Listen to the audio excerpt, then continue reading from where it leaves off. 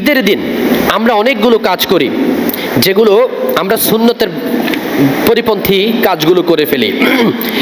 ঈদের দিনের কিছু সুন্নত এবং কিছু মুস্তাহাব আছে।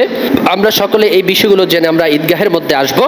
তার মধ্যে প্রথম হলো ঈদের দিন সকাল একেবারে ভোরে আমরা ঘুম থেকে জাগ্রত হব।